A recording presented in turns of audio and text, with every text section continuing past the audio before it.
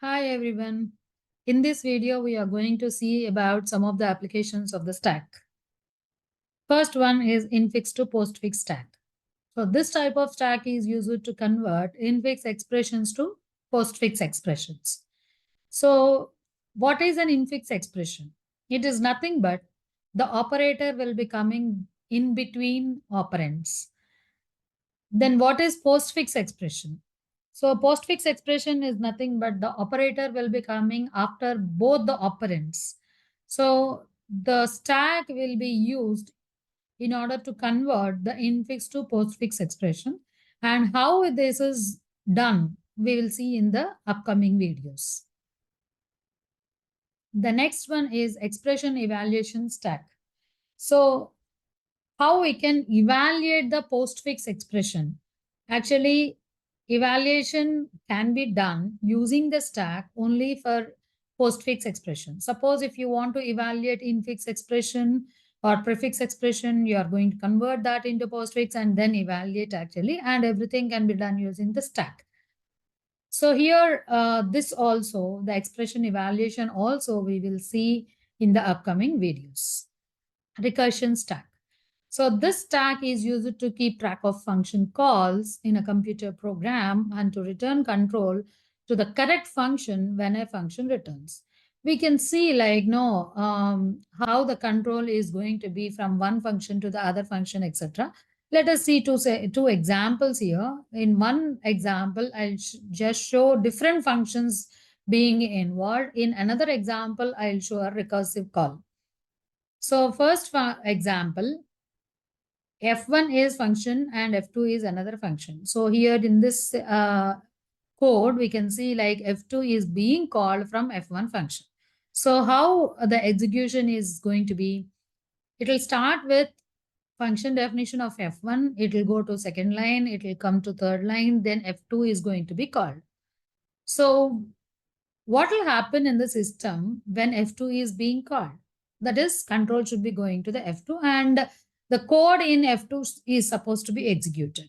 So before that, this 4 is nothing but the return address, what we say. So this 4 should be preserved somewhere in the system because after completing the execution of F2, it has to come back to this particular location of F1 and start the execution again. So for this reason, we are going to use the stack. So stack is required. So 4 is the return address. So store the 4 in the stack and then you go to the F2 function. So again, same thing. Here I'm just changing the memory addresses like A, B, C, D, E for easy understanding. And so the execution of F2 starts and F3 function will be called. And now before going to F3, return address D should be stored in the stack. So return address D is stored in the stack and F3 is being called. So F3, we are not calling any other function. So after completing the execution of F3, what should be done? It should go back to the execution from location D in F2. So how the system will be coming to know that it has to execute from D, it will go to the stack. So it will pop the stack, that is top of the stack will be popped, that is D. So from D, it is going to execute the instruction in the memory. So D is popped out and so you can see the color is changed green. So execution will be completed. And after completing the execution of F2, what will happen? Again, it will go to the stack. It will pop out the stack 4 and from 4, the execution will be completed. Like this, the stack can be used for the normal function calls. And similarly, it can be used for recursive function calls also. What do you mean by recursive function here? The function which calls itself. So here I am taking a small example based on factorial function. So fact is being taken. So fact of 3 for simplicity I am taking. So x is 3, n is equal to 1. So fact of 3. So 3 is x here. So n is equal to n star fact of x minus 1. So initially n is 1. So 1 equal to 1 star fact of 3 minus 1, it will become 2. So what is happening? It has to go for the function call of fact of 2. So before going to the function call, the 6 should be stored in the stack actually, right? So 6 should be stored in the stack. and then fact of 2 will be called. And again, in this function, fact of 1 will be called. So return address D is stored in the stack. Then fact of 1 is being called. 4 is the row return address. So it is stored in the stack, and fact of 0. So fact of 0 is the base value, and so we are returning 1 here. So once the fact of 0 is completing its execution, 4 is popped out from the top of the stack. Fact of 1 is completing its execution, and then it will return to fact of 2.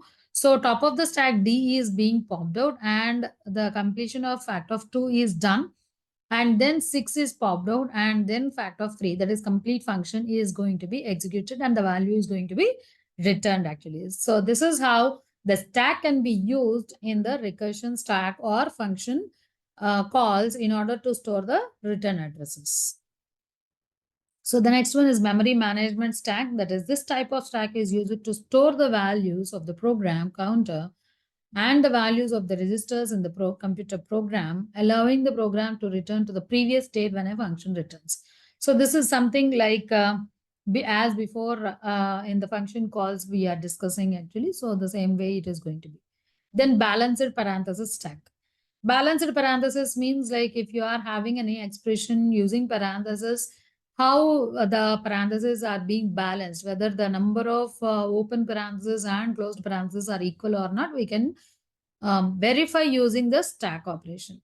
So here this is a small example I'm taking, and stack you are taking.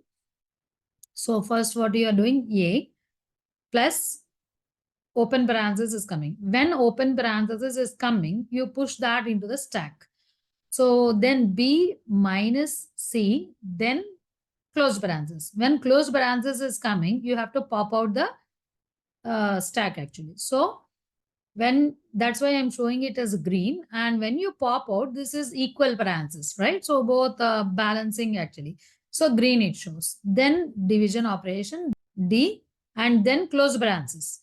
Actually, when you are having the closed parenthesis, some open parenthesis should be there in the stack actually. So, but here in the stack, we are not having any open parenthesis. So it shows that it is unbalanced parenthesis actually.